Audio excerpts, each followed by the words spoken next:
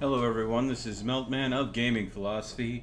Welcome back to The Walking Dead. Episode 2 just dropped, and unless you're not wanting to listen to gaming news or been hiding under a rock for the last week or so, you may already know why I titled this stream what I did. Before we get into that, Wolflink, Flanderi, Justin Harper, Seance, welcome everyone to the stream. I appreciate everybody being here and participating in chat and everything. So, as you may already know, the rumors are pretty much being confirmed that after the large layoff Telltale Games did, they will be closing their doors. Which is the bitter part of what I mean by bittersweet. If you look down in the doobly-doo, I did dig up a tweet confirming that episode 3 and 4 will still be coming out in some fashion. A lot of partners have stepped forward to help make sure that this final season of The Walking Dead does get completed. Again, in some form. What that form looks like, we'll all just have to wait and see. But it's sad that this game might be Telltale Games' swan song. Their last hurrah before they close their doors. Their impact on the gaming world. Now, I want everyone to remember what I've said when this issue was originally brought up to the channel, being that I'm a big fan of Telltale Games. I love them. I've done The Wolf Among Us. I've done all of The Walking Dead. I love the evolving narrative style of gameplay where your actions, your choices, how you handle the game can go ahead and kind of sway and change how the game turns out. Before I got big into gaming, when I was a young kid, one of my favorite type of books to read was Choose Your Own Adventure. You know, you go ahead and come across the path, you got this dark woods to your left and this sunny meadow to your right, and if you go ahead and want to go into the dark woods, turn to page 233. If you want to go to the sunny meadow, turn to page 356. And you would read a book by not going from page to page to page, but by flipping to the page numbers listed in the book. So the book might be a huge, thick book, but you might end up only reading about a third of it because the story evolved and changed as you made decisions. And that's kind of the core root of the evolving narrative. Now, again, there's a lot of talented and skilled people at Telltale Games. So what I did, the only thing I can do as a fan of this genre is I and a fan of another particular game, as you may very well be aware of. I'm a big Fallout lover.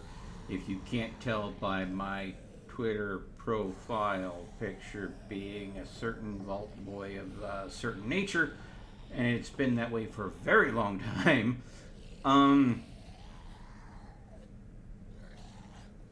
I shot a tweet out to Bethesda saying, hey, I know you're experimenting with multiplayer right now, but there was a big interest in seeing the next Fallout game 5 or 6 being single player again.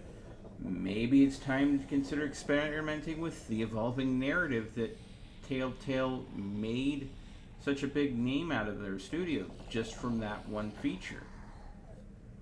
Could that be the next hype train for the next Fallout single player game after Fallout 76?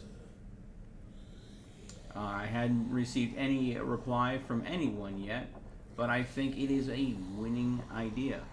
But that's me. Powwow, welcome to the stream. Hack, welcome. There is no unbed command, and I already said hello to you, Flandere, so you have been noticed. Please note that you have been noticed. Although I do not think I am the senpai you are looking for. The senpai you're looking for is in another castle. Now, that being said, that all the way, before we get started, Earlier today, M did go ahead and do a Skyrim Let's Play. And she will be going ahead and doing a new game tomorrow afternoon as another bonus stream. But what she's doing is still very much up to debate. If you go ahead and go to the Discord and check the announcement sections, there is a poll listed there. Click the link for the poll and voice your opinion over the 4 games listed there of what you'd like to see Emmy stream tomorrow afternoon. If you don't like the options that are there, maybe go ahead and make a game suggestion in the game suggestions of something you'd like to see Emmy play down the road. I think Emmy's looking for some really good, fun games that she can sink her teeth into these days. So, definitely, go ahead and vote on the poll and maybe leave a suggestion in game suggestions for her. Alright. Let's see here.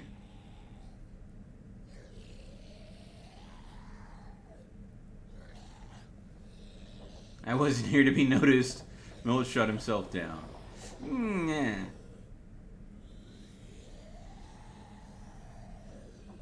Hey Melt, how many years did you start YouTube? How many years ago did I start YouTube? I think, yeah, it's just been over a year. Okay, this upcoming April, at the end of April, will be year 2 completed. The end of April. The empire you're looking for is in another castle. That should be a command. Exclamation point senpai. Please feel free to put that command in in this. Let's see, where would be the right place to put that so Jack sees it? Because I love that. Let's see here. Hold on. Bot support. Please go ahead and submit exclamation point senpai, and the response being your senpai, the senpai you're looking for is in another castle. I think that would just be brilliant. But it's up to Jack if he does it. I mean, all of the coding work that Jack does for the channel is completely voluntary, so I'm not going to twist his arm over it. Okay. Now, I think I've talked your ear off for as long as we can about the Telltale game closures. My hope that Fallout 5 or maybe Fallout 6 is going to include an evolving narrative, because I think that's kind of how New Vegas was. If you more side missions and different things you had turned to the positive or the negative, at the end of the game you kind of got a hash out of what the effect of all of your events, all of your choices made. And I think that was interesting. Now, let's start this up and see what we can get into. I believe there should be a recap before it launches us into episode 2. Previously on The Walking Dead. There we go. AJ and I had been searching for a long time for some place we could call home. Mm-hmm. Just when we thought we'd found a huge stash of food, it turned out to be a trap. Uh-huh. That could have been the end. But I woke up and found I'd been saved by a guy named Marlon, the leader of a community living inside an old boarding school. It felt like a chance at having a home, a real one. We had to go back to the train station to see if any food survived the explosion.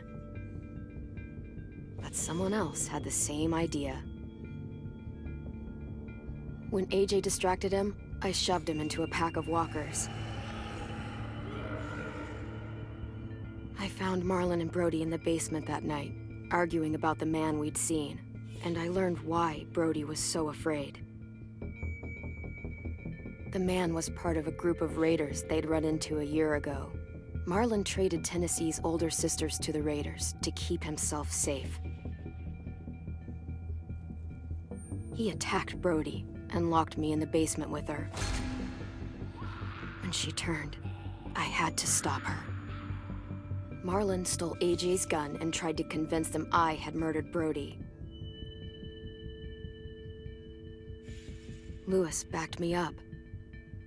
With everyone against him, the fight went out of Marlon. I told him he could stay, but he couldn't be our leader. But then, Marlon was dead, and AJ pulled the trigger. He remembered what I'd taught him. To always aim for the head. That was the upset at the end of episode 1. It was really... Yes, in such a sweetest voice ever. He's like, I did what you told me. I aimed for the head. And I'm like, oh no!